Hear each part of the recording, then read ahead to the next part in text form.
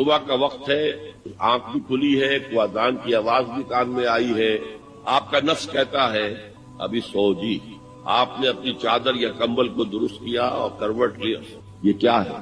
آپ نے کس کا حکم پیچھے پھینکا اور کس کا حکم مانا؟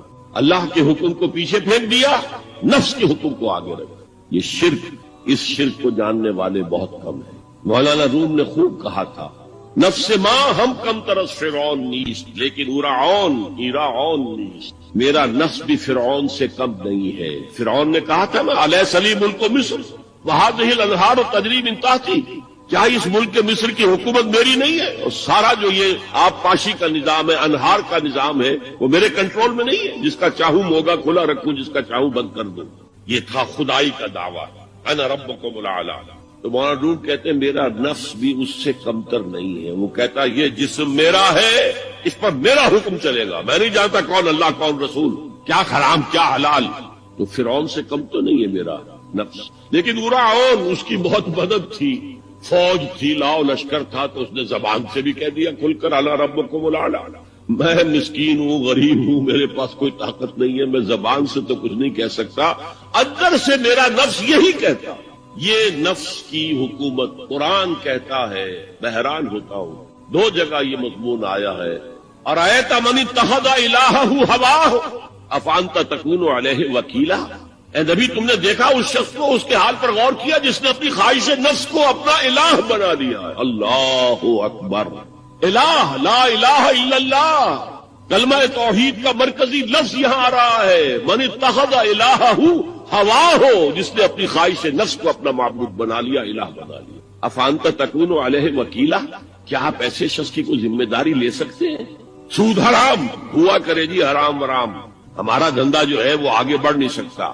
اللہ کے حکم کو پیچھے ڈالا، نفس کے تقاضے کو آگے رکھا۔ کون معبود ہے آپ؟ نام عبداللہ رکھیے، نام عبد الرحمان رکھیے، ہے عبد النفس، نفس کے بندے، نفس کے غلام۔ پوچھا گیا ایو الہجرت افضل ہو یا رسول اللہ، اے اللہ کے رسول بتائیے سب سے اعلیٰ ہجرت کون سی ہے، افضل؟ فرمایا ان تہجر ما کرہ ربک، ہر اس چیز کو چھوڑ دو جو تمہارے رب کو پسند نہیں۔ آج رات ہی سے آپ ہجرت شروع کر سکتے ہیں۔ جائزہ لیجئے کیا کیا چیزیں میری زندگی میں خلاف شریعت ہے، تو اللہ کو ناپسند ہے، فیصلہ کیجئے کہ آج کے بعد نہیں ہوگی، ہجرت شروع ہو گئی۔ افضل الہجرہ، سب سے افضل ہجرت شروع ہو گئی۔ المجاہد من جاہد نفسہ، جہاد تو یہاں سے شروع ہو گیا، اپنے نفس کے خلاف جہاد کرنا۔ صبح نفس نے کہا ابھی سو جاؤ، آپ نے نفس کی بات کو رد کیا، اپنا کمبل اٹھا کے پھینکا، اٹھے، وضو کیا، نماز کے لیے آپ مسجد چل دیے، آپ نے جہاد کیا نفس کے خلاف۔ یہ افضل الجہاد ہے۔ افرأیت من اتخذ الہہ ہواہ افانت تکون علیہ وکیلا، کیا تم نے غور کیا اس شخص کی حالت پر جس نے اپنی خواہش نفس کو اپنا معبود بنا لیا، الہ بنا لیا، کہہ رہا ہے لا الہ الا اللہ، لا الہ الا اللہ، لیکن الہ تو اس کا لفظ ہے۔ ظاہر بات ہے فرعون نے اگر دعویٰ کیا تھا میں تمہارا خدا ہوں، انا ربکم الاعلی، تو کیا اس کا مطلب یہ تھا کائنات میں نے پیدا کیے، تمہیں میں نے پیدا کیے؟ ذرا سوچیے، کیا وہ بزرگ موجود نہیں ہوں گے جنہوں نے اسے دیکھا ہو کہ آج اس کی ولادت ہوئی تھی، کل اس کی کوئی اور سیری بنی ہوئی تھی؟ یہ کیسے دعویٰ کیا تھا؟ میرا حکم چلے گا، میں نہیں جانتا، الیس لی ملک مصر، مصر کی حکومت میری ہے کہ نہیں؟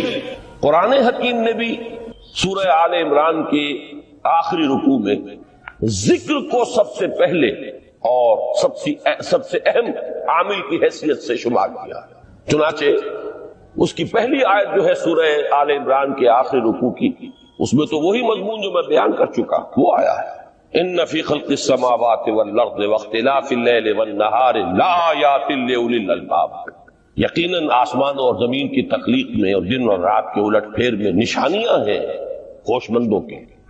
ان کے ذریعے سے انسانی شعور کے اندر وہ معرفت رب اجاگر ہوگی۔ وہ پہلا مرحلہ اس نے طے کر لیا، وہ ڈورمنٹ معرفت اب ایکٹیویٹ ہو گئی۔ اب مزید فکر کا مرحلہ ہے جو اگلی آیت میں آیا ہے، الذین یذکرون اللہ قیاما وقعودا وعلی جنوبہم ویتفکرون فی خلق السماوات والارض ربنا ما خلقت ھذا باطلا سبحانک فقنا عذاب النار۔ یعنی تفکر جو ہے، یتفکرون فی خلق السماوات والارض، وہ تفکر کرتے ہیں، غور و فکر کرتے ہیں آسمان اور زمین کی تخلیق میں، لیکن اس تفکر کے ساتھ لازماً ذکر اور ذکر مدام، ذکر بھی وہ کہ جو مستقل ہو، ہر حالت میں ہو. الذین یذکرون اللہ قیاما وقعودا وعلی جنوبہم، وہ لوگ کہ جو اللہ کو یاد رکھتے ہیں، اللہ کا ذکر کرتے ہیں، کھڑے ہوئے بھی، بیٹھے ہوئے بھی، اور اپنے پہلوؤں کے بل یعنی لیٹے ہوئے بھی. اب ان تین کے سوا تو کوئی پوزیشن انسان کی نہیں ہے. اسی کا نام ہے دوام ذکر. اور اس کے ساتھ اگر وہ تفکر کرتے ہیں تو ان کا فکر اگلی منزل تک پہنچتا ہے. تو پہلی شے تھی فکر انسانی کی صحیح رخ پر مزید پیش قدمی اور پیش رفت، اور اس کے لیے لازم ہے ذکر و فکر کا امتزاج.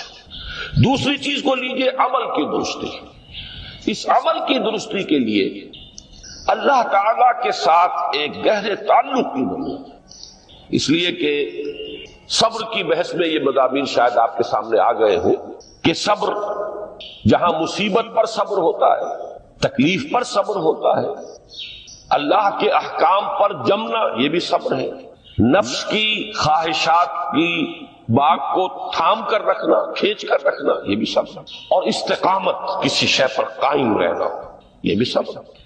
تو عمل صحیح پر استقامت کے لیے وَاصْبِرْ وَمَا صَبْرُكَ إِلَّا بِاللَّهِ، اس صبر کی سب سے اہم جو بنیاد ہے، اس کا جو سب سے بڑا ذریعہ ہے، اس کا جو سب سے بڑا سہارا ہے، وَمَا صَبْرُكَ إِلَّا بِاللَّهِ، اس کے لیے ضرورت ہے ایک گہرے تعلق کی کہ اللہ کے ساتھ ایک ایسا تعلق برقرار رہے جو نہ صرف گہرا ہو بلکہ دائم و قائم مسلسل.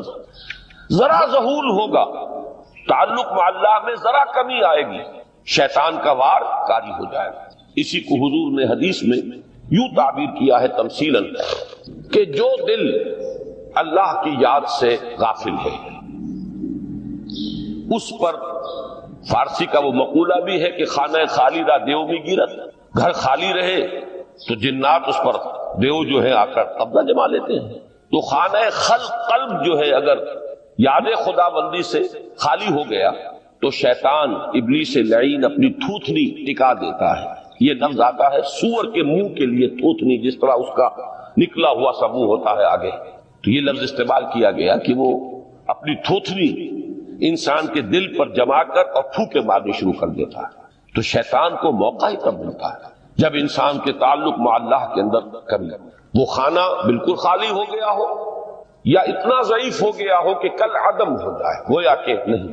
تیسری چیز کی طرف آئیے، روحانی ترقی. روحانی ترقی کے لیے میں ایک اصطلاح کے سامنے لا رہا ہوں. اس سے مراد کیا ہے؟ روحانی ترقی کے لیے ہماری دینی اصطلاح ہے تقرب الی اللہ، اللہ سے قریب تر ہوتے چلے جانا. اس پر میرا ایک کتابچہ بھی ہے، تقرب الی اللہ کے 2 مدارج، 2 درجے، جو در حقیقت ایک حدیث نبوی علیہ الصلوۃ والسلام ہی پر مبنی ہے کہ حضور نے ایک درجہ قرار دیا ہے تقرب بالفرائض، فرائض کے ذریعے سے انسان اللہ کا قرب حاصل کرے. ایک ہے تقرب بالنوافل، نوافل کے ذریعے سے اللہ کا قرب حاصل کرے. ان میں کیا نسبت و تناسب ہے، اہمیت کے اعتبار سے کون بڑھ کر ہے، بلندی کے اعتبار سے کون بڑھ کر ہے، یہ تمام مسائل میں نے اپنی اس تقریر میں بیان کیے تھے جو اس کتاب سے شائع ہوئی ہے.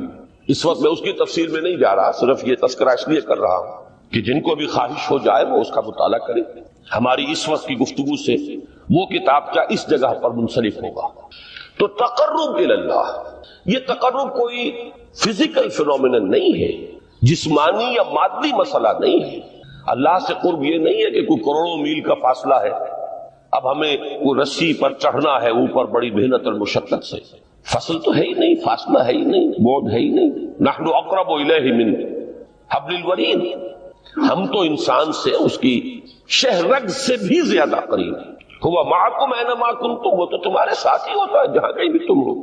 بس صرف یہ کہ تمہاری توجہ نہیں ہوتی، تم اور چیزوں میں مشغول و مصروف رہتے ہو، تم ہماری طرف دھیان ہی نہیں دیتے، تم ہماری طرف متوجہ ہی نہیں ہوتے. ہم تو مائل بے کرم ہے، کوئی سائل ہی نہیں، راہ دکھلائیں کسے رہنو منزل ہی نہیں. انسان جب متوجہ ہو جاتا ہے اور بڑھتا ہے، آگے پیش قدمی کرتا ہے روحانی اعتبار سے، تو یہ ہے در حقیقت تقرب الی اللہ، اور اسی کو ہم کہیں گے روحانی ترقی. اب ان 3 چیزوں کو اگر آپ نے ذہن میں جما لیا، پھر میری بات کی ترکیب اس کو ذہن میں قائم کیجئے. ہم چلے کہاں سے کہ دین کے ساتھ اصل مناسبت فلسفے کی نہیں، حکمت کی. نمبر 2، حکمت قرآنی کا پہلا اور اہم ترین اور بنیادی مسئلہ معرفت رب کا حصول، اس کا نتیجہ شکر خدا، اس کا ذریعہ آیات آفاقی، آیات انفسی، اور سب سے بڑھ کر آیات قرآنیہ جو الذکر ہے، جو تذکرہ ہے، جو ذکرہ ہے۔ لیکن اس پہلے مرحلے کو اگر کوئی انسان بفضل ہی تعالی، اللہ کے فضل و کرم سے طے کر لے، اب اس کے سامنے 3 مسئلے ہیں۔ فکر کی مزید پیش رفت، مزید پیش قدمی صحیح رخ پر، اس کے لیے ذکر اور فکر دونوں کا امتزاج لازمی۔ فقہ قرآن اختلاط ذکر و فکر، الذین یذکرون اللہ قیاما وقعودا وعلی جنوبہم ویتفکرون فی خلق السماوات۔ دوسری شے عمل کا درست رہنا، نہ افراط و تفریط ہو، عدم توازن ہو، نہ انسان نفس سے مغلوب ہو جائے، نہ انسان جذبات کی رو میں اندھا ہو جائے، نہ انسان ماحول سے مرعوب ہو کر متاثر ہو، صحیح رخ پر اس کا عمل۔ نمبر 3، روحانی ترقی، جو اصل حاصل ہے، جو اصل مقصود ہے۔ نمبر 2 چیز کے لیے تعلق مع اللہ ضروری، نمبر 3 کے لیے تقرب الی اللہ۔ اب غور کیجئے، ان تینوں چیزوں کا بڑا گہرا تعلق ہے نماز کے ساتھ، ان تینوں کے لیے ستون کی حیثیت نماز کو۔ لہذا ایمان کے بعد یا معرفت رب کے بعد حکمت دین کا اہم ترین مسئلہ نماز، صلاۃ، اس لیے کہ ایک طرف یہ انسان کو اللہ کے ساتھ ایک گہرے تعلق کا ذریعہ فراہم کرتی، اپنے تمام مصروفیات میں سے، ان مشغولیتوں میں جن میں گم ہونے کا خدشہ ہوتا ہے، نکلو۔ 24 گھنٹے کے معمولات میں سے کم 5 مرتبہ تو لازماً نکلو، اور اپنے آپ کو ذرا، اپنے حواس کو بھی، اپنی باطنی کیفیات کو بھی ذرا تازہ کرو۔ اگر کوئی گندگی، نجاست، کسی طرح کی ناپاکی کا کوئی معاملہ ہے، طہارت حاصل کرو۔ طہارت سے تمہارے اندر روح کو بھی بالیدگی ہوگی، تمہارے حواس بھی تازہ ہوں گے، تم گویا کہ بحیثیت کل تمہاری ہستی چاق و چوبند ہو جائے گی۔ وہ کسل، وہ سستیاں، وہ جو ایک کثافتیں ہوتی ہیں، ان سب سے نجات حاصل کرو، اور اب اپنے رب کے حضور میں کھڑے ہو جاؤ، اس کے ساتھ اپنا عہد بھی تازہ کرو، اس کی اہم صفات کو بھی اپنے ذہن میں پھر مستحضر کرو۔ یہی وجہ ہے، دیکھیے میں نے جو آیات آپ کو شروع میں سنائی تھی، سورہ لقمان کی 2 آیتیں، پہلی آیت میں اس کا ترجمہ کر چکا، دوسری آیت وَلَقَدْ وَإِذْ قَالَ لُقْمَانُ لِابْنِهِ وَهُوَ يَعِظُهُ يَا بُنَيَّ لَا تُشْرِكْ بِاللَّهِ إِنَّ الشِّرْكَ لَظُلْمٌ عَظِيمٌ۔ اس کے بعد درمیان میں کچھ مضمون آ کر پھر وہ آیہ مبارکہ آئی، یا بنی اقیم الصلاۃ وامر بالمعروف وانہی عن المنکر واصبر علی ما اصابک۔ گویا کہ اہم ترین چیز، بنیادی ترین چیز، اللہ کو محض پہچان لینا کافی نہیں ہے، یاد رکھنا ضروری ہے۔ اللہ یاد رہے گا تو فکر صحیح آگے بڑھے، اللہ یاد رہے گا اور اس کے ساتھ ایک گہرا تعلق جو ہے برقرار رہے گا تو عمل درست رہے گا۔ بالکل یہی بات سورہ طٰہٰ میں جو پہلی وحی حضرت موسیٰ علیہ السلام پر ہوئی، اور پہلا مخاطبہ ہے، چونکہ حضرت موسیٰ کو یہ انبیاء کرام کے مقدس گروہ میں ایک امتیازی حیثیت حاصل ہے کہ ان سے براہ راست گفتگو ہوئی ہے، اگرچہ صرف ایک پردہ تھا، اوٹ من ورائے حجاب گفتگو ہوئی ہے، لیکن یہ کہ کوئی فرشتے کا درمیانی جو ہے وہ لنک نہیں تھا، براہ راست اللہ تعالیٰ نے حضرت موسیٰ علیہ السلام سے کلام فرمایا۔ کلم اللہ موسیٰ تکلیما، موسیٰ سے تو اللہ نے کلام فرمایا جیسے کہ کلام کیا جاتا ہے۔ تو پہلا مخاطبہ ہے، یہ پہلا مکالمہ ہے، پہلی وحی کہیے، اسی میں یہ الفاظ بھی موجود ہیں، اننی انا اللہ لا الہ الا انا فاعبدنی واقم الصلاۃ لذکری۔ یہ گویا کہ حکمت قرآنی کا ایک بہت بڑا خزانہ ہے یہ آیت مبارکہ، کہ خود حضرت موسیٰ علیہ السلام کو جو ہدایت دی جا رہی ہے، میں ہوں، میں اللہ، اننی انا اللہ لا الہ الا انا، میرے سوا کوئی معبود نہیں، فاعبدنی، بس میری بندگی، میری عبادت، میری پرستش، میری محبت، اس کو اختیار کرو۔ وَأَقِمِ الصَّلَاةَ لِذِكْرِي، اور نماز کو قائم رکھو میری یاد کے لیے۔ بلکہ اسی سلسلہ کلام میں آگے چل کر سورہ طٰہٰ میں آتا ہے، کافی گفت و شنید کے بعد جب حضرت موسیٰ نے کچھ معذرت بھی کی، کچھ دعائیں بھی کی، اللہ نے ایک دعا قبول بھی کی کہ ان کے بھائی کو بھی شریک کر دیا، حضرت ہارون کو بھی۔ اس کے بعد پھر جب فرمایا کہ اب جاؤ فرعون کی طرف، تو اس میں فرمایا وَلَا تَنِيَا فِي ذِكْرِي، اور دیکھنا یہ جو عظیم مشن تمہارے کندھے پر آ گیا ہے، بڑا بھاری اور کٹھن ایک فرض ہے جو تم پر عائد ہو گیا ہے، اس کے لیے سب سے بڑی تمہارے پاس جو قوت کا ذریعہ ہے وہ نماز ہے۔ اقیم فَلَا تَنِيَا عَن ذِكْرِي، میری یاد میں کبھی غفلت نہ کرنا، اس میں کبھی کوئی کمی نہ آنے دینا۔ جیسا کہ میں نے عرض کیا تھا کہ جیسے ہی وہ تعلق جو ہے کمزور پڑتا ہے یا منقطع ہو جائے معاذ اللہ، تو پھر انسان گویا کہ شیطان کے لیے ایک لقمہ تر بن جاتا ہے۔ اب آپ غور کیجئے، تیسری شے تقرب الی اللہ، اس کے حوالے سے بھی جو فرائض اور نوافل کی بات ہے اس کو اس وقت ذہن سے نکال کر یہ سمجھیے کہ اس میں نماز کا کیا مقام ہے، اس لیے کہ نماز فرض بھی ہے، نماز نفل بھی ہے، وہ تو دونوں میں شریک ہو جائے گا۔ اب اس کو لفظ صلاۃ کے حوالے سے آپ ان دونوں چیزوں کو سمجھیں۔ صاد لام واو یا یہ چونکہ حروف علت ایک دوسرے سے بدلتے رہتے ہیں، یہ جو مادہ ہے اس کی جو خالص لغوی اصل ہے، جو خالص عربی زبان میں اس کا بنیادی مفہوم ہے، وہ آگ جلانا یا آگ تاپنا یا آگ سینکنا، حرارت حاصل۔ لہذا بار بار آتا ہے جہنم کے ذکر میں اسلوہا، اب جلو اس میں، تاپو اس کو، یہ سینکے گی تمہیں۔ بلکہ تفتلون کا لفظ آیا ہے حضرت موسیٰ کے کلام میں، جب وہ گئے تھے کوہ طور پر، جب پہنچ گئے تو تھے آگ کی تلاش میں، لعلکم تفتلون، تو اپنے اہل خانہ سے یہی کہا تھا کہ مجھے کہیں وہ روشنی نظر آ رہی ہے، غالباً کوئی وہاں سے آگ مل سکے گی، ورنہ یہ کہ کوئی رہنمائی کو رستہ مجھے مل سکے گا، میں وہ آگ لے آؤں گا، کوئی چنگاری وہاں سے لے آؤں، لعلکم تفتلون، تاکہ تم، اب یہ اصطلاح در حقیقت باب افتعال ہے، اور یہ تے یہاں پر توئے کی شکل اختیار کر گئی، تا نے توبل کی صورت اختیار کی صاد کی وجہ سے۔ بہرحال اس کا سب سے بنیادی مفہوم جو ہے وہ ہے تاپنا، سکائی حاصل کرنا، حرارت۔ اس کے حوالے سے سمجھ لیجئے کہ سب سے بنیادی تعلق اس کا جو ہے وہ روح کے ساتھ ہے۔ روح میں محبت خداوندی کی آگ اگر ٹھنڈی پڑ گئی ہو، اگر محبت خداوندی کی حرارت میں کمی ہو گئی تو اس کو اثر نو، جس کو کہ میں آج سوچ رہا تھا تو ایک لفظ ذہن میں آیا کہ جیسے بیٹری اس کو ریچارج کیا جاتا ہے، اسی طریقے سے روح کے اندر محبت خداوندی کی اس حرارت کو اثر نو تازہ کرنا، یہ ہے در حقیقت نماز کا اصل مفہوم۔ اس لیے کہ اس لفظ کا بنیادی مفہوم، اصل لغوی مفہوم تو یہ، اگرچہ اس کا سب سے زیادہ کثرت سے جو استعمال ہوتا ہے، اور لفظ صلاۃ جس سے در حقیقت جس تصور پر مبنی ہے وہ ہے اقدام، کسی کی طرف متوجہ ہونا اور پھر دعا۔ صلاۃ کا سب سے قریبی مفہوم لفظی جب بیان کیا جائے گا، اس سے مراد، اس کے معنی، تو دعا اس میں اہم ترین ہے۔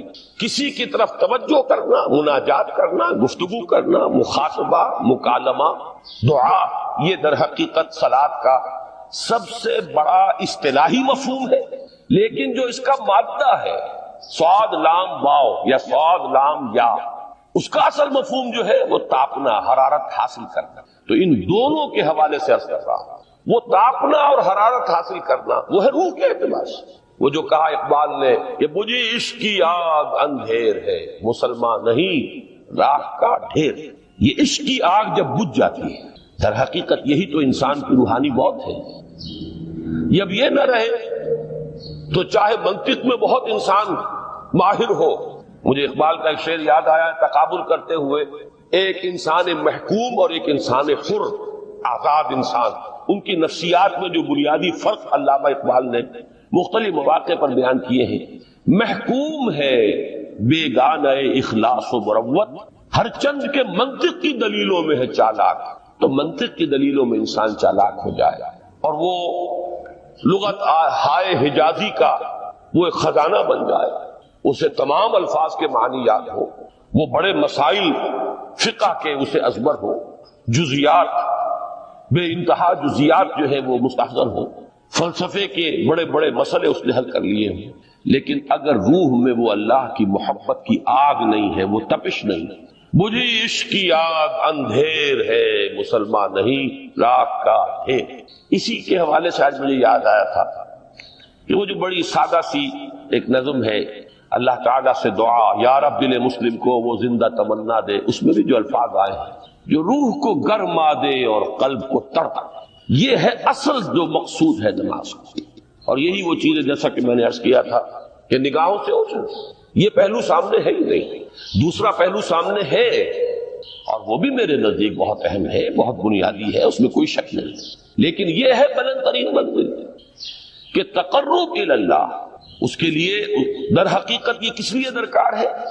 روح کے اندر عشق کی حرارت اور گرمی تازہ ہوتا ہے۔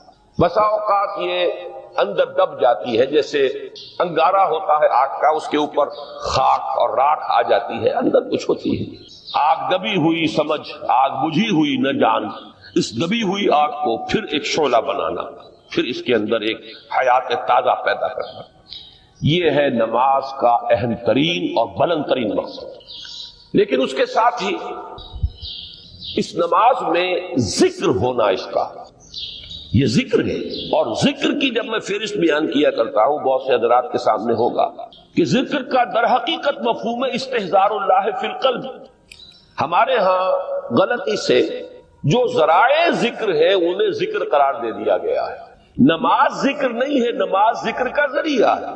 اقیم الصلاۃ لذکری، نماز قائم کرو میرے ذکر کے لیے۔ یہ اللہ اللہ کہنا یا ادعیہ معصورہ جو حضور صلی اللہ علیہ وسلم کی مسنون دعائیں ہیں، انہیں اپنے تمام معمولات دنیاوی کے ساتھ ساتھ ان دعاؤں کو بھی انسان پڑھتا رہے، اللہ سے دعا کرتا رہے، یہ تمام ذرائع ذکر ہیں۔ سبحان اللہ الحمدللہ الحمدللہ، اس کا آپ ورد کیجئے، یہ بھی ذریعہ ذکر ہے۔ حقیقت میں ذکر ہے استحضار اللہ فی القلب، اللہ کو دل میں لے آنا، اللہ کو دل میں حاضر کر لینا، اصل میں تو ترجمہ ہوگا، لیکن حاضر جاننا، یہ کیفیت جو ہے انسان کو حاصل ہوگا۔ اب اس کے حوالے سے ذرا بات سمجھیے کہ ایک تو میں عرض کر چکا ہوں مجسم ذکر تو قرآن ہے، لہذا ذکر کی فہرست جب آپ کریں گے ذرائع ذکر تو ان میں سب سے پہلے قرآن ہے، اس لیے کہ وہ ہماری حکمت کے پہلے مسئلے کو حل کر رہا ہے، بنیادی مسئلہ، اہم ترین مسئلہ۔ دوسرے نمبر پر ذکر جو ہے، اب اس کے لیے کچھ اصطلاحات جو میرے مختلف دروس میں شاید آپ کے سامنے بعد میں آئیں یا پہلی آ چکی ہوں، ان کے حوالے سے میری بات سمجھ۔ ایک ذکر غیابی ہے، تھرڈ پرسن میں، صیغہ غائب میں اللہ کی یاد کرنا، اللہ اکبر اللہ اکبر اللہ اکبر۔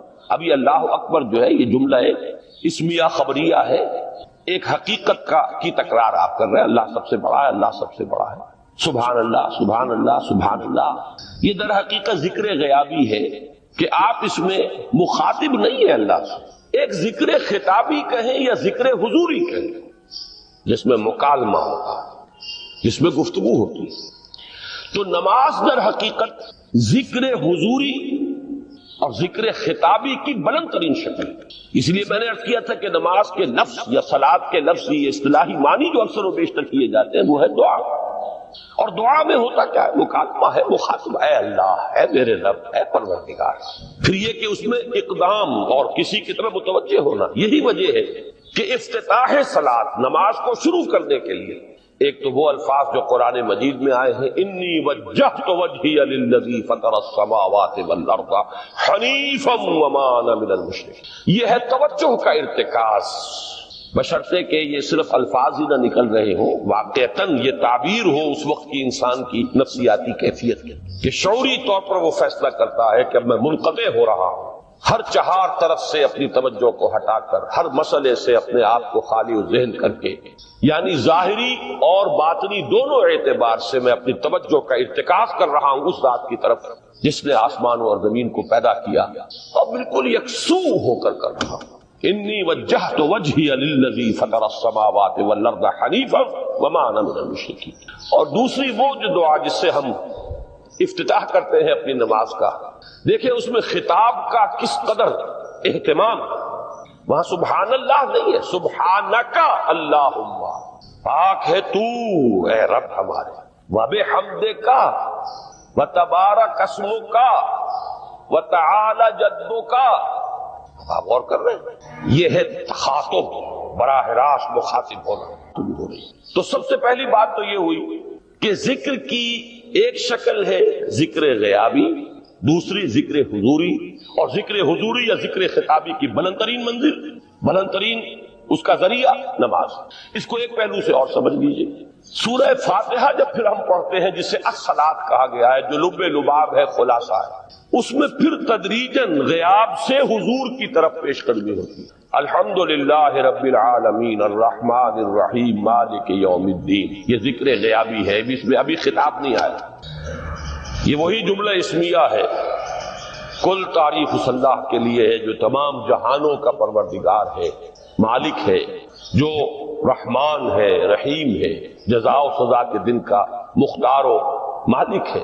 اب یہ غیاب سے حضور کی طرف، ایاک نعبد و ایاک نستعین اہدنا الصراط المستقیم، یہ ہے وہ. اب پہلے ایک معاہدہ ہے، ایک اقرار ہے، اعتراف ہے، وعدہ ہے، اور پھر دعا ہے، استدعا ہے کہ حضور نے فرمایا، یقول اللہ تعالی، اللہ یہ فرماتا ہے. اسی لیے اس کو حدیث قدسی کہیں گے. قسمت الصلاۃ بینی و بین عبدی نصفین، میں نے نماز کو اپنے اور اپنے بندے کے مابین آدھا آدھا تقسیم کر دیا. اب یہاں تک تو جملہ ہے اللہ کا، یہ ہے حدیث قدسی. اب آگے جو ہے نریشن اس کی جو ہے حضور صلی اللہ علیہ وسلم کی جانب سے ہے، یعنی خبر دے رہے ہیں اللہ کی طرف سے ہی. ویسے تو تمام احادیث ہی گویا کہ ہم سمجھتے ہیں انسپائرڈ تو اللہ کی طرف سے ہی، لیکن یہ کہ جہاں صراحت ہو کہ اللہ کہتا ہے وہ حدیث قدسی.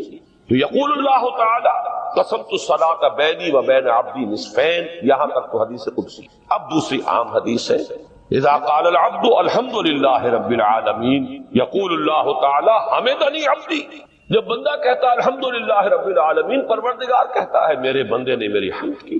جب بندہ کہتا ہے الرحمن الرحیم، پروردگار فرماتا ہے ثنا علی عبدی، میرے بندے نے میری ثنا کی، بڑی تعریف کی.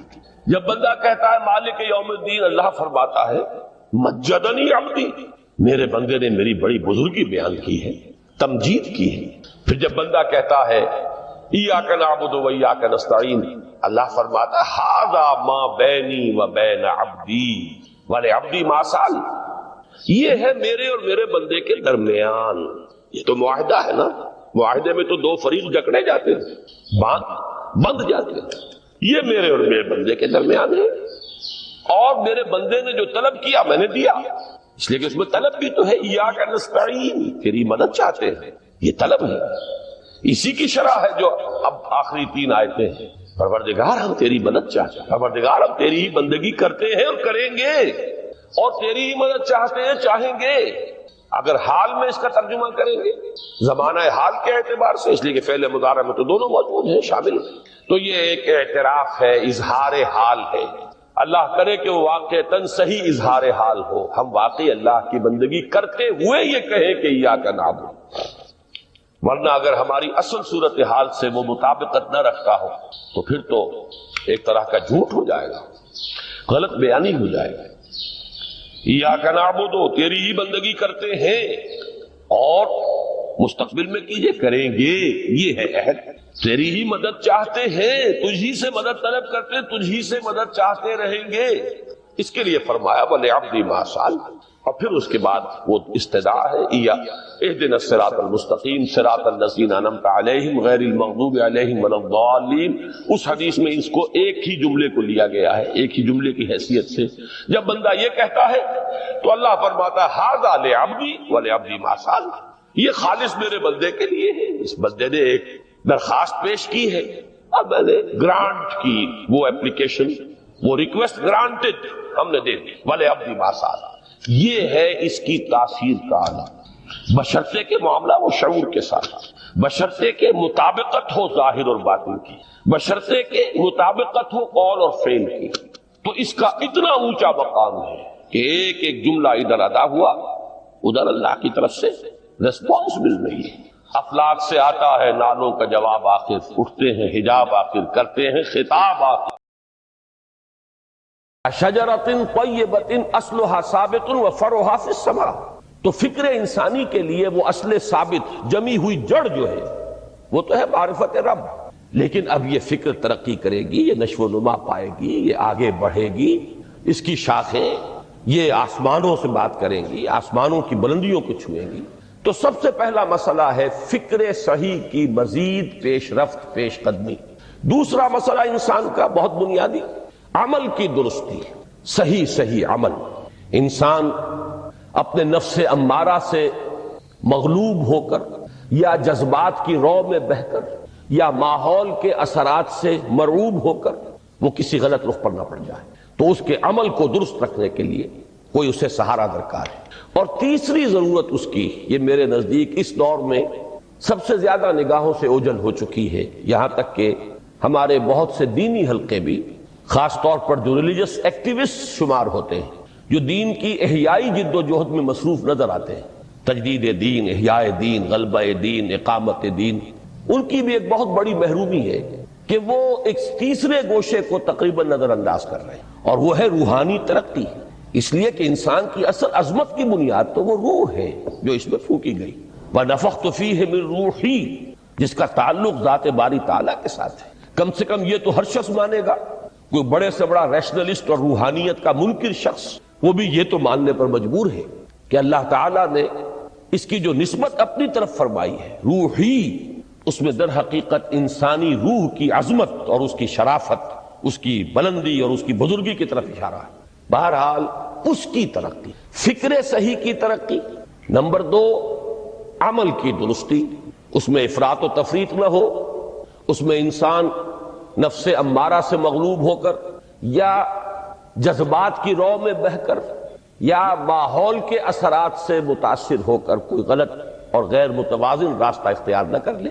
اور نمبر 3، روحانی ترقی۔ اب ان میں سے پہلی چیز کو لیجئے، فکر صحیح کے مزید ارتقاء اور اس کی مزید پیش قدمی کے لیے قرآن حکیم نے بھی سورہ آل عمران کے آخری رکوع میں ذکر کو سب سے پہلے اور سب سے اہم عامل کی حیثیت سے شمار کیا۔ چنانچہ اس کی پہلی آیت جو ہے سورہ آل عمران کے آخری رکوع کی، اس میں تو وہی مضمون جو میں بیان کر چکا وہ آیا ہے، ان فی خلق السماوات والارض واختلاف اللیل والنہار لآیات لأولی الالباب، یقیناً آسمان اور زمین کی تخلیق میں اور دن اور رات کے الٹ پھیر میں نشانیاں ہیں ہوش مندوں کے لیے۔ ان کے ذریعے سے انسانی شعور کے اندر وہ معرفت رب اجاگر ہوگی۔ وہ پہلا مرحلہ اس نے طے کر لیا، وہ ڈورمنٹ معرفت اب ایکٹیویٹ ہو گئی۔ اب مزید فکر کا مرحلہ ہے جو اگلی آیت میں آیا ہے، الذین یذکرون اللہ قیاما وقعودا وعلی جنوبہم ویتفکرون فی خلق السماوات والارض ربنا ما خلقت ھذا باطلا سبحانک فقنا عذاب النار۔ یعنی تفکر جو ہے، ویتفکرون فی خلق السماوات والارض، وہ تفکر کرتے ہیں، غور و فکر کرتے ہیں آسمان اور زمین کی تخلیق میں، لیکن اس تفکر کے ساتھ لازماً ذکر اور ذکر مدام، ذکر بھی وہ کہ جو مستقل ہو، ہر حالت میں ہو۔ الذین یذکرون اللہ قیاما وقعودا وعلی جنوبہم، وہ لوگ کہ جو اللہ کو یاد رکھتے ہیں، اللہ کا ذکر کرتے ہیں، کھڑے ہوئے بھی، بیٹھے ہوئے بھی، اور اپنے پہلوؤں کے بل یعنی لیٹے ہوئے بھی۔ اب ان تین کے سوا تو کوئی پوزیشن انسان کی نہیں ہے، اسی کا نام ہے دوام ذکر۔ اور اس کے ساتھ اگر وہ تفکر کرتے ہیں تو ان کا فکر اگلی منزل تک پہنچتا ہے۔ میں اس پر زیادہ بحث اس وقت نہیں کروں گا، اس وقت میں نے چونکہ وہ 3 باتیں بیان کی تھی، میں درجہ بدرجہ چاہتا ہوں کہ آگے بڑھوں اور ایک حد سے زیادہ کسی بھی مسئلے میں تجاوز نہ کروں۔ یہ جو بات سورہ آل عمران کی آخری رکوع کی اس دوسری آیت میں آئی ہے، اسی کو مولانا روم نے بیان کیا ہے بہت ہی سادہ لیکن بڑے پرمغز شعر میں، این قدر گفتیم باقی فکر کن، فکر اگر جامد بود رو ذکر کن۔ اس قدر تو ہم نے تمہیں بتا دیا، سمجھا دیا، یہ بات تو آ گئی تمہارے عقل میں، اب جاؤ خود غور کرو، مزید آگے پیش قدمی کرو۔ این قدر گفتیم باقی فکر کن، فکر اگر جامد بود رو ذکر کن۔ فکر میں جمود آ جائے، فکر سست پڑ جائے تو جاؤ پھر ذکر کرو۔ تو یہ ذکر اور فکر گویا کہ گاڑی کے 2 پہیے ہیں کہ جن سے فکر انسانی صحیح رخ پر آگے بڑھے گا۔ اگر یہ ذکر ساتھ نہیں رہے گا تو فکر انسانی کج ہو جائے گا، تا سریا می رود دیوار کج، پھر وہ فکر جو ہے وہ بلندی کو کتنے ہی پہنچ جائے لیکن وہ ٹیڑھی بلندی ہوگی، وہ صراط مستقیم پر پیش قدمی کرنے والا فکر نہیں ہوگا۔ اسی کو علامہ اقبال نے اپنے 2 اشعار میں کیونکہ انہوں نے مولانا روم کو اپنا پیر بھی تسلیم کیا ہے، مرشد رومی. تو یہ فکر جو ہے، یہ خیال جو مولانا روم نے پیش کیا، اسی کو علامہ اقبال نے 2 اشعار میں میں سمجھتا ہوں کہ مزید شکوہ کے ساتھ، مزید خوبصورت اور حسین انداز میں پیش کیا ہے. جز بقرآن زے غمی روباہی است، فقر قرآن اصل شاہنشاہی است. قرآن کے بغیر اگر کوئی شعر بھی ہو تو وہ بھی اصل میں لومڑی ہے، اس کی کوئی حقیقت نہیں ہے. اس لیے کہ اصل شاہنشاہی جو ہے وہ تو فقر قرآن ہے. اب فقر قرآن کیا ہے؟ فقر قرآن اگر آپ لکھا ہوا دیکھیں گے اس کو تو اس کے آگے یہاں اب سوالیہ نشان آ جائے گا. فقر قرآن یعنی سوچو فقر قرآن کیا ہے، اور جواب ہے اختلاط ذکر و فکر. فقر قرآن امتزاج سے وجود میں آتا ہے کہ اس میں ذکر بھی ہو فکر بھی ہو. اور فکر را کامل نہ دیدم جز بے ذکر، میں نے فکر کو کبھی بھی اپنی منزل مقصود تک پہنچتا ہوا نہیں پایا جب تک کہ اس کے ساتھ ذکر نہ ہو. تو پہلی شے تھی فکر انسانی کی صحیح رخ پر مزید پیش قدمی اور پیش رفت، اور اس کے لیے لازم ہے ذکر و فکر کا امتزاج. دوسری چیز کو لیجئے عمل کی درستی. اس عمل کی درستی کے لیے اللہ تعالی کے ساتھ ایک گہرے تعلق کی ضرورت ہے. اس لیے کہ صبر کی بحث میں یہ مضامین شاید آپ کے سامنے آ گئے ہوں کہ صبر جہاں مصیبت پر صبر ہوتا ہے، تکلیف پر صبر ہوتا ہے، اللہ کے احکام پر جمنا یہ بھی صبر ہے، نفس کی خواہشات کی باغ کو تھام کر رکھنا، کھینچ کر رکھنا یہ بھی صبر ہے، اور استقامت کسی شے پر قائم رہنا یہ بھی صبر ہے. تو عمل صحیح پر استقامت کے لیے وَاصْبِرْ وَمَا صَبْرُكَ إِلَّا بِاللَّهِ، اس صبر کی سب سے اہم جو بنیاد ہے، اس کا جو سب سے بڑا ذریعہ ہے، اس کا جو سب سے بڑا سہارا ہے، وَمَا صَبْرُكَ إِلَّا بِاللَّهِ، اس کے لیے ضرورت ہے ایک گہرے تعلق کی کہ اللہ کے ساتھ ایک ایسا تعلق برقرار رہے جو نہ صرف گہرا ہو بلکہ دائم و قائم مسلسل. ذرا ذہول ہوگا تعلق مع اللہ میں، ذرا کمی آئے گی شیطان کا وار کاری ہو جائے گا. اسی کو حضور نے حدیث میں یوں تعبیر کیا ہے تمثیلاً کہ جو دل اللہ کی یاد سے غافل ہے اس پر، فارسی کا وہ مقولہ بھی ہے کہ خانہ خالی را دیو می گیرت، گھر خالی رہے تو جنات اس پر دیو جو ہے آ کر قبضہ جما لیتے ہیں. تو خانہ قلب جو ہے اگر یاد خدا بندی سے خالی ہو گیا تو شیطان ابلیس لعین اپنی تھوتنی ٹکا دیتا ہے. یہ لفظ آتا ہے سور کے منہ کے لیے تھوتنی، جس طرح اس کا نکلا ہوا سا منہ ہوتا ہے آگے، تو یہ لفظ استعمال کیا گیا کہ وہ اپنی تھوتنی انسان کے دل پر جما کر اور پھوکے مارنی شروع کر دیتا ہے. تو شیطان کو موقع ہی تب ملتا ہے جب انسان کے تعلق مع اللہ کے اندر کمی ہو، وہ خانہ بالکل خالی ہو گیا ہو یا اتنا ضعیف ہو گیا ہو کہ کل عدم ہو جائے، گویا کہ نہیں. تیسری چیز کی طرف آئیے، روحانی ترقی. روحانی ترقی کے لیے میں ایک اصطلاح کے سامنے لا رہا ہوں. اس سے مراد کیا ہے؟ روحانی ترقی کے لیے ہماری دینی اصطلاح ہے تقرب الی اللہ، اللہ سے قریب تر ہوتے چلے جانا. اس پر میرا ایک کتابچہ بھی ہے، تقرب الی اللہ کے 2 مدارج، 2 درجے، جو در حقیقت ایک حدیث نبوی علیہ الصلوۃ والسلام ہی پر مبنی ہے کہ حضور نے ایک درجہ قرار دیا ہے تقرب بالفرائض، فرائض کے ذریعے سے انسان اللہ کا قرب حاصل کرے. ایک ہے تقرب بالنوافل، نوافل کے ذریعے سے اللہ کا قرب حاصل کرے. ان میں کیا نسبت و تناسب ہے، اہمیت کے اعتبار سے کون بڑھ کر ہے، بلندی کے اعتبار سے کون بڑھ کر ہے، یہ تمام مسائل میں نے اپنی اس تقریر میں بیان کیے تھے جو اس کتابچے میں شائع ہوئی ہے. اس وقت میں اس کی تفصیل میں نہیں جا رہا، صرف یہ تذکرہ اس لیے کر رہا ہوں کہ جن کو بھی خواہش ہو جائے وہ اس کا مطالعہ کرے. ہماری اس وقت کی گفتگو سے وہ کتابچہ اس جگہ پر منسلک ہوگا. تو تقرب الی اللہ، یہ تقرب کوئی فزیکل فینومینن نہیں ہے، جسمانی یا مادی مسئلہ نہیں ہے. اللہ سے قرب یہ نہیں ہے کہ کوئی کروڑوں میل کا فاصلہ ہے، اب ہمیں کوئی رسی پر چڑھنا ہے اوپر بڑی محنت اور مشقت سے. فصل تو ہے ہی نہیں، فاصلہ ہے ہی نہیں، بعد ہے ہی نہیں. نحن اقرب الیہ من حبل الورید، ہم تو انسان سے اس کی شہرگ سے بھی زیادہ قریب. ہوا معکم اینما کنتم، وہ تو تمہارے ساتھ ہی ہوتا ہے جہاں کہیں بھی تم ہو، بس صرف یہ کہ تمہاری توجہ نہیں ہوتی، تم اور چیزوں میں مشغول و مصروف رہتے ہو، تم ہماری طرف دھیان ہی نہیں دیتے، تم ہماری طرف متوجہ ہی نہیں ہوتے. ہم تو مائل بے کرم ہے کوئی سائل ہی نہیں، راہ دکھلائیں کسے رہنو منزل ہی نہیں۔ انسان جب متوجہ ہو جاتا ہے اور بڑھتا ہے، آگے پیش قدمی کرتا ہے روحانی اعتبار سے، تو یہ ہے در حقیقت تقرب اللہ، اور اسی کو ہم کہیں گے روحانی ترقی۔ اب ان تین چیزوں کو اگر آپ نے ذہن میں جما لیا، پھر میری بات کی ترتیب اس کو ذہن میں قائم کیجئے۔ ہم چلے کہاں سے؟ کہ دین کے ساتھ اصل مناسبت فلسفے کی نہیں، حکمت کی۔ نمبر 2، حکمت قرآنی کا پہلا اور اہم ترین اور بنیادی مسئلہ معرفت رب کا حصول ہے۔ اس کا نتیجہ شکر خداوندی، اس کا ذریعہ آیات آفاقی، آیات انفسی، اور سب سے بڑھ کر آیات قرآنیہ ہے، جو الذکر ہے، جو تذکرہ ہے، جو ذکرہ ہے۔ لیکن اس پہلے مرحلے کو اگر کوئی انسان بفضل ہی تعالی، اللہ کے فضل و کرم سے طے کر لے، اب اس کے سامنے تین مسئلے، فکر کی مزید پیش رفت، مزید پیش قدمی صحیح رخ پر، اس کے لیے ذکر اور فکر دونوں کا امتزاج لازمی۔ فقر قرآن اختلاط ذکر و فکر۔ الذین یذکرون اللہ قیاما وقعودا وعلی جنوبہم ویتفکرون فی خلق السماوات۔ دوسری شے عمل کا درست رہنا، نہ افراط و تفریط ہو، عدم توازن ہو، نہ انسان نفس سے مغلوب ہو جائے، نہ انسان جذبات کی رو میں اندھا ہو جائے، نہ انسان ماحول سے مرعوب ہو کر متاثر ہو، صحیح رخ پر اس کا عمل۔ نمبر 3، روحانی ترقی، جو اصل حاصل ہے، جو اصل مقصود ہے۔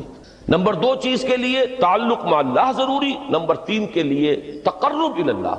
اب غور کیجئے، ان تینوں چیزوں کا بڑا گہرا تعلق ہے نماز کے ساتھ، ان تینوں کے لیے ستون کی حیثیت نماز کو۔ لہذا ایمان کے بعد یا معرفت رب کے بعد حکمت دین کا اہم ترین مسئلہ نماز، صلاۃ، اس لیے کہ ایک طرف یہ انسان کو اللہ کے ساتھ ایک گہرے تعلق کا ذریعہ فراہم کرتا، اپنے تمام مصروفیات میں سے، ان مشغولیتوں میں جن میں گم ہونے کا خدشہ ہوتا ہے، نکلو۔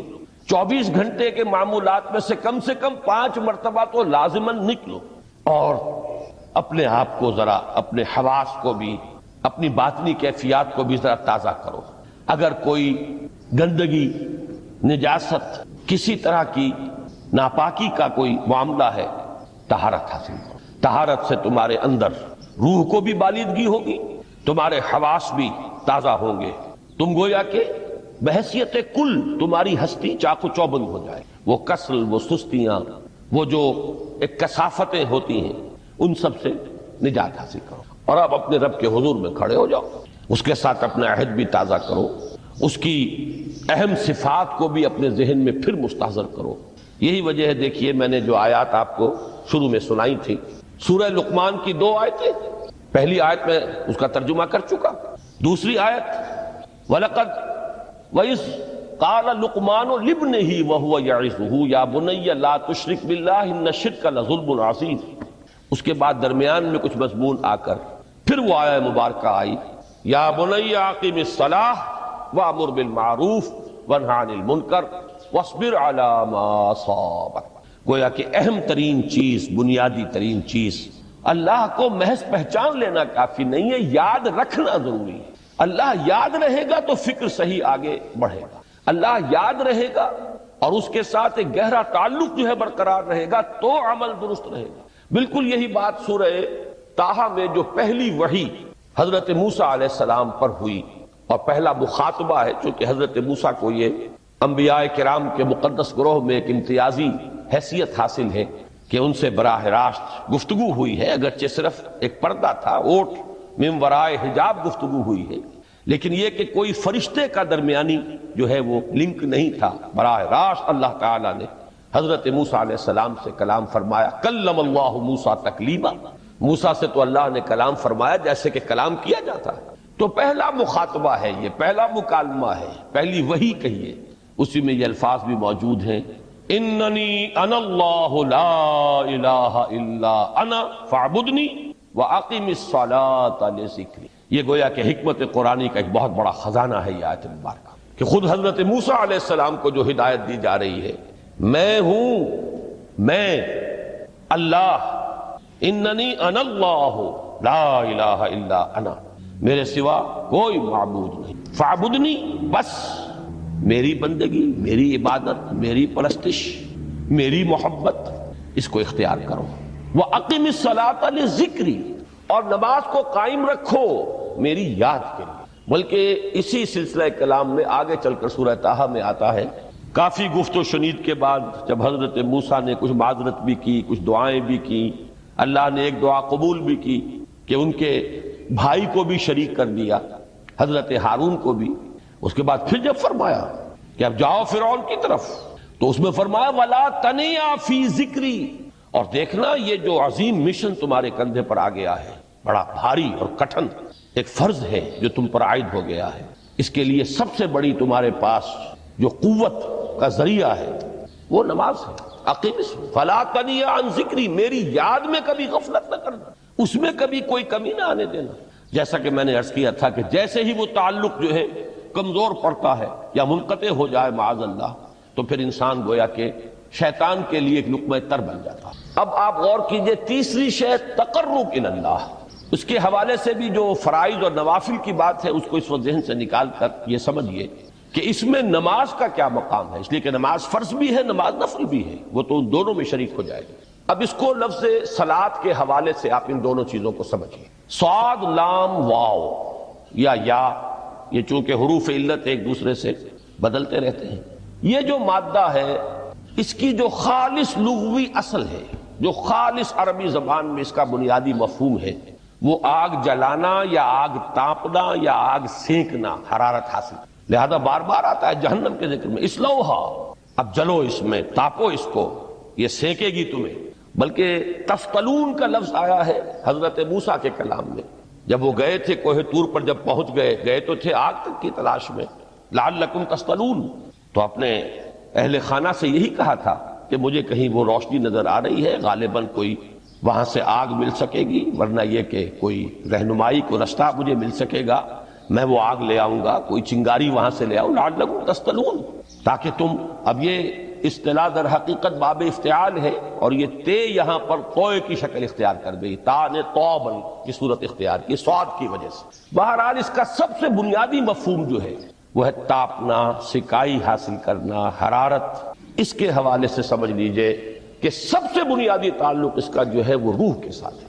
روح میں محبت خداوندی کی آگ اگر ٹھنڈی پڑ گئی ہو، اگر محبت خداوندی کی حرارت میں کمی ہو گئی ہو، تو اس کو اثر نو، جس کو کہ میں آج سوچ رہا تھا تو ایک لفظ ذہن میں آیا کہ جیسے بیٹری اس کو ریچارج کیا جاتا ہے، اسی طریقے سے روح کے اندر محبت خداوندی کی اس حرارت کو اثر نو تازہ کرنا، یہ ہے در حقیقت نماز کا اصل مقصد۔ اس لیے کہ اس لفظ کا بنیادی مفہوم، اصل لغوی مفہوم تو یہ ہے، اگرچہ اس کا سب سے زیادہ کثرت سے جو استعمال ہوتا ہے، اور لفظ صلاۃ جس سے در حقیقت جس تصور پر مبنی ہے وہ ہے اقدام، کسی کی طرف متوجہ ہونا اور پھر دعا۔ صلاۃ کا سب سے قریبی مفہوم لفظی جب بیان کیا جائے گا، اس سے مراد، اس کے معنی، تو دعا اس میں اہم ترین ہے۔ کسی کی طرف توجہ کرنا، مناجات کرنا، گفتگو کرنا، مخاطبہ، مکالمہ، دعا، یہ در حقیقت صلاۃ کا سب سے بڑا اصطلاحی مفہوم ہے۔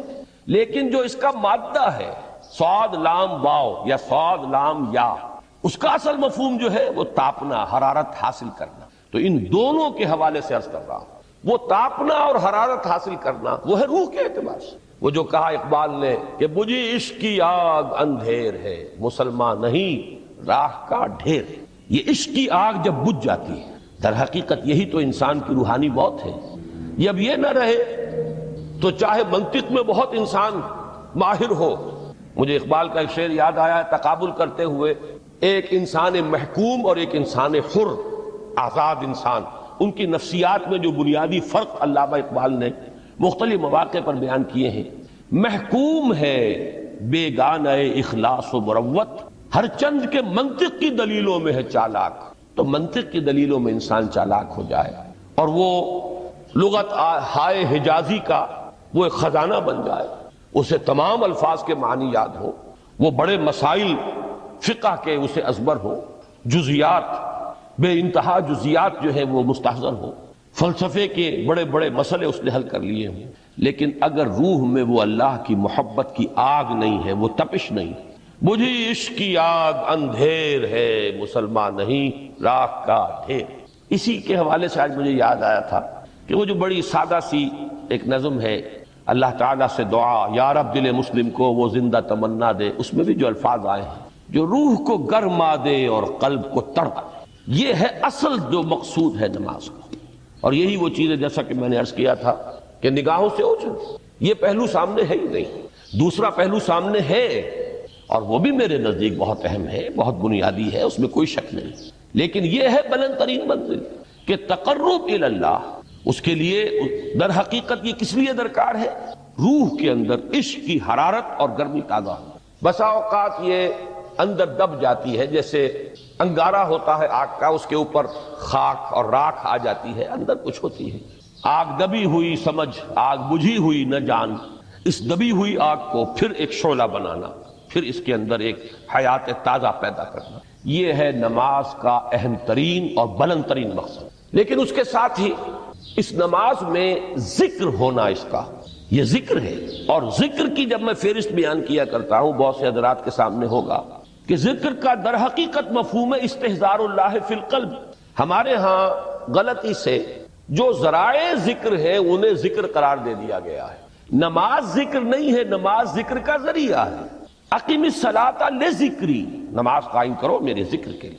یہ اللہ اللہ کہنا یا ادعیائے معصورہ جو حضور صلی اللہ علیہ وسلم کی مسنون دعائیں ہیں، انہیں اپنے تمام معمولات دنیاوی کے ساتھ ساتھ ان دعاؤں کو بھی انسان پڑھتا رہے، اللہ سے دعا کرتا رہے، یہ تمام ذرائع ذکر ہیں۔ سبحان اللہ الحمدللہ الحمدللہ، اس کا آپ ورد کیجئے، یہ بھی ذریعہ ذکر ہے۔ حقیقت میں ذکر ہے استحضار اللہ فی القلب، اللہ کو دل میں لے آنا، اللہ کو دل میں حاضر کر لینا، اصل میں تو ترجمہ ہوگا لیکن حاضر جاننا، یہ کیفیت جو ہے انسان کو حاصل ہو جائے۔ اب اس کے حوالے سے ذرا بات سمجھیے کہ ایک تو میں عرض کر چکا ہوں مجسم ذکر تو قرآن ہے، لہذا ذکر کی فہرست جب آپ کریں گے ذرائع ذکر تو ان میں سب سے پہلے قرآن آئے گا، اس لیے کہ وہ ہماری حکمت کے پہلے مسئلے کو حل کر رہا ہے، بنیادی مسئلہ، اہم ترین مسئلہ۔ دوسرے نمبر پر ذکر جو ہے، اب اس کے لیے کچھ اصطلاحات جو میرے مختلف دروس میں شاید آپ کے سامنے بعد میں آئیں یا پہلی آ چکی ہوں، ان کے حوالے سے میری بات سمجھیے۔ ایک ذکر غیابی ہے، تھرڈ پرسن میں، صیغہ غائب میں اللہ کی یاد کرنا، اللہ اکبر اللہ اکبر اللہ اکبر۔ ابھی اللہ اکبر جو ہے یہ جملہ اسمیہ خبریہ ہے، ایک حقیقت کی تکرار آپ کر رہے ہیں، اللہ سب سے بڑا ہے، اللہ سب سے بڑا ہے، سبحان اللہ سبحان اللہ سبحان اللہ۔ یہ در حقیقت ذکر غیابی ہے کہ آپ اس میں مخاطب نہیں ہے اللہ سے، ایک ذکر خطابی کہیں یا ذکر حضوری کہیں جس میں مکالمہ ہوتا ہے، جس میں گفتگو ہوتی ہے۔ تو نماز در حقیقت ذکر حضوری اور ذکر خطابی کی بلند ترین شکل ہے۔ اس لیے میں نے عرض کیا تھا کہ نماز کے لفظ یا صلاۃ کے لفظ، یہ اصطلاحی معنی جو اکثر و بیشتر کیے جاتے ہیں، وہ ہے دعا، اور دعا میں ہوتا کیا ہے؟ مکالمہ ہے، مخاطب، اے اللہ، اے میرے رب، اے پروردگار۔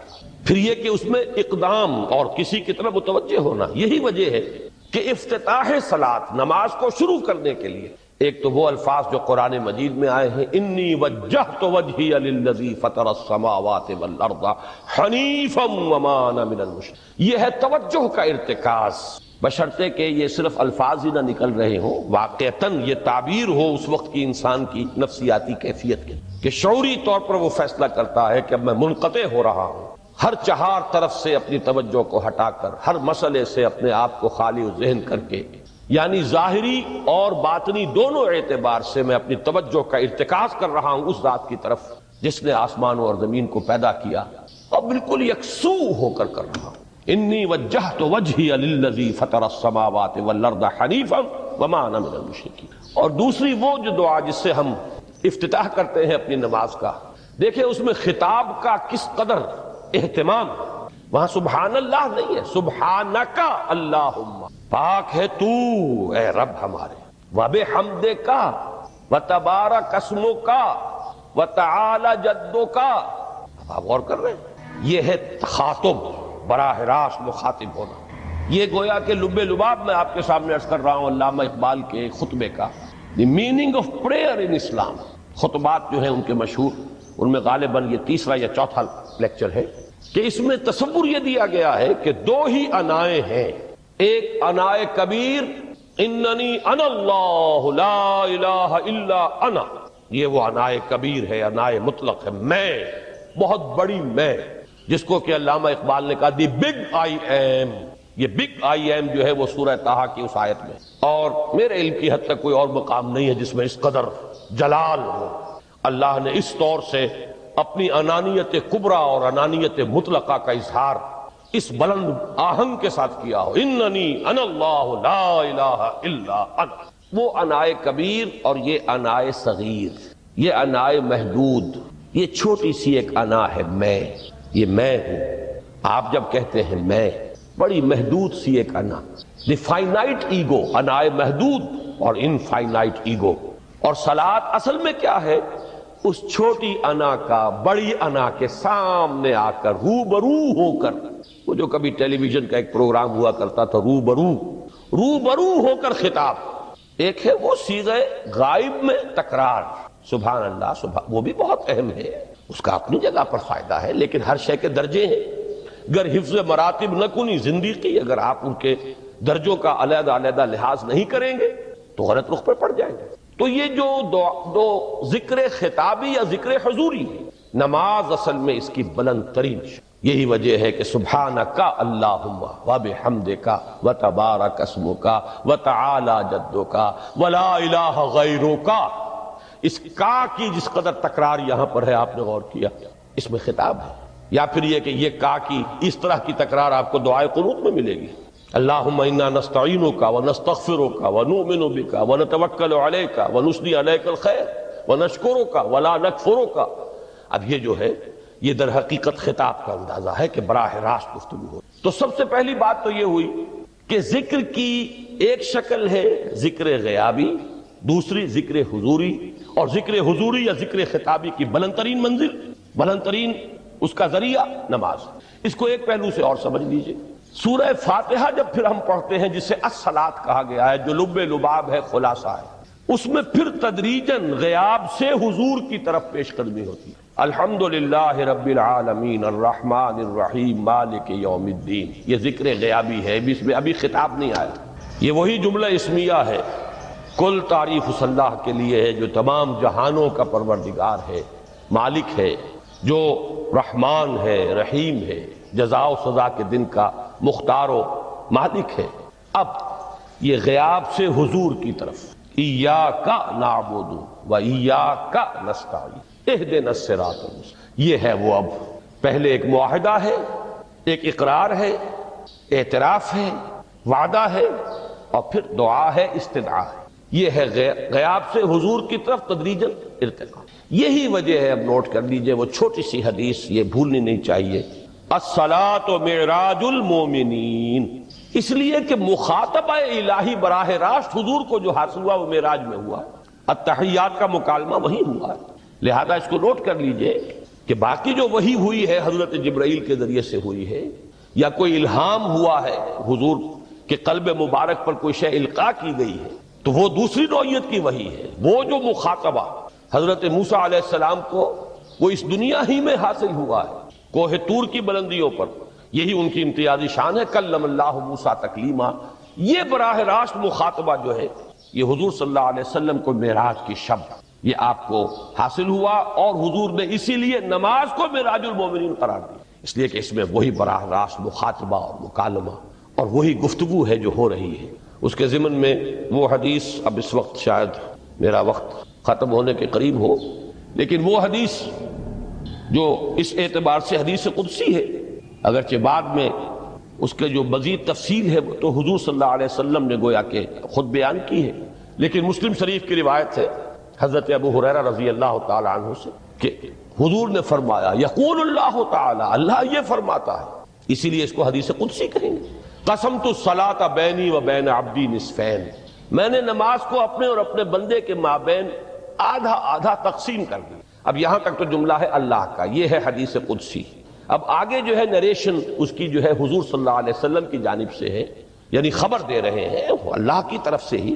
ویسے تو تمام احادیث ہی گویا کہ ہم سمجھتے ہیں انسپائرڈ تو اللہ کی طرف سے ہی ہے، لیکن یہ کہ جہاں صراحت ہو کہ اللہ کہتا ہے وہ حدیث قدسی ہے۔ تو یقول اللہ تعالی قسمت الصلاۃ بینی و بین عبدی نصفین، یہاں تک تو حدیث قدسی۔ اب دوسری عام حدیث ہے اذا قال العبد الحمد للہ رب العالمین یقول اللہ تعالی حمدنی عبدی، جب بندہ کہتا ہے الحمدللہ رب العالمین، پروردگار کہتا ہے میرے بندے نے میری حمد کی۔ جب بندہ کہتا ہے الرحمن الرحیم، پروردگار فرماتا ہے ثنا علی عبدی، میرے بندے نے میری ثنا کی، بڑی تعریف کی۔ جب بندہ کہتا ہے مالک یوم الدین، اللہ فرماتا ہے مجدنی عبدی، میرے بندے نے میری بڑی بزرگی بیان کی ہے، تمجید کی ہے۔ پھر جب بندہ کہتا ہے ایاک نعبد و ایاک نستعین، اللہ فرماتا ہے ھذا ما بینی و بین عبدی ولعبدی ما سأل، یہ ہے میرے اور میرے بندے کے درمیان۔ یہ تو معاہدہ ہے نا، معاہدے میں تو دو فریق جکڑے جاتے ہیں، بند جاتے ہیں، یہ میرے اور میرے بندے کے درمیان ہے، اور میرے بندے نے جو طلب کیا میں نے دیا، اس لیے کہ اس میں طلب بھی تو ہے، ایاک نستعین، تیری مدد چاہتے ہیں، یہ طلب ہے۔ اسی کی شرح ہے جو اب آخری 3 آیتیں ہیں، پروردگار ہم تیری مدد چاہتے ہیں، پروردگار ہم تیری ہی بندگی کرتے ہیں اور کریں گے، اور تیری ہی مدد چاہتے ہیں، چاہیں گے۔ اگر حال میں اس کا ترجمہ کریں گے، زمانہ حال کے اعتبار سے، اس لیے کہ فعل مضارع میں تو دونوں موجود ہیں، شامل ہیں، تو یہ ایک اعتراف ہے، اظہار حال ہے۔ اللہ کرے کہ وہ واقعتاً صحیح اظہار حال ہو، ہم واقعی اللہ کی بندگی کرتے ہوئے یہ کہیں کہ ایاک نعبد، ورنہ اگر ہماری اصل صورتحال سے وہ مطابقت نہ رکھتا ہو تو پھر تو ایک طرح کا جھوٹ ہو جائے گا، غلط بیانی ہو جائے گی۔ ایاک نعبد، تیری ہی بندگی کرتے ہیں، اور مستقبل میں کیجئے، کریں گے، یہ ہے عہد۔